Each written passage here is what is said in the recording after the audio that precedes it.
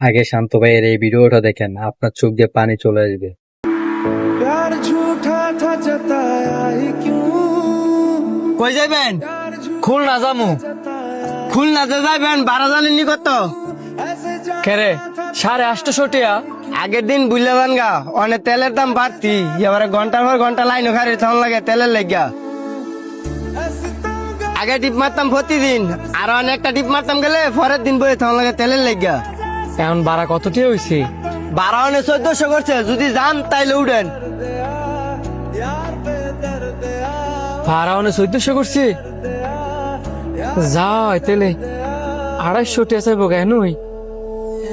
পরে কেমনি কি করবো? যাইবেন, যাইলে উঠেন, নাইলে সরেন। Someday nobody knows, nobody knows. I was dancing in the rain, I felt alive and I can't complain. But no, take me home where I কি ব্যাপার ভাই, আপনি এনে বইয়ে কান্দাছেন কি লেগা? এমনি ভাই, এমনি এমনি তো কেউ কান্দে না, লগের থেকে কোনো কিছু চিন্তা মিনতে হয়েছে? না ভাই কিছু হয় নাই। গরিব হইয়া জন্ম নিয়ে মনে থাপ করছি। আপনার কথা তো আমি কিছুই বুঝতেছি না, যদি কিছু মনে না করেন সমস্যাটা কি বলা যায়? আমি একজন গার্মেন্টস কর্মী, গ্রামের বাড়ি খুলনা। নরসিংদী থেকে একটা গার্মেন্টস কাজ করি। বেতন পাই আপনার 15,000 টাকা, থাকা খাওয়ায় 5-6 হাজার টাকা জায়গা, বাড়িতে কিছু টাকা ফাড়াই, আর যা থাকে নিজের কাছে একটু একটু করে সঞ্চয় করি। সবই বুঝলাম, তো এখন কান্দাছেন কি লেগা?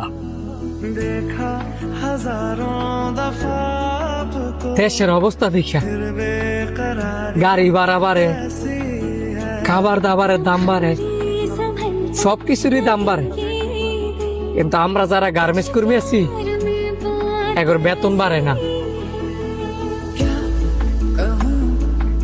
যদি বেতন বাড়ে 100 টাকা, দ্রব্য মূল্যের দাম বাড়ে 500 টাকা। দেয়া যাবে কি ভাই? 2 দিন পরে ভিক্ষা ছাড়া আর উপায় থাকবো না। কালকে পরের দিন আমার বোনের বিয়া, বাড়িতে চাইলাম বলি পাঁচলায় কয় ভাড়া নাকি 1400 টাকা করছি, আগে আসছিল 800 টাকা। আমার কাছে ঠিক আছে 5,000 টাকা, যাওয়া হয় যদি আমি 250 টাকা ভাড়া দিয়ে দিই, আমি আমার বোনের জন্যই বানি মুখী, আমার ফ্যামিলির জন্যই নি।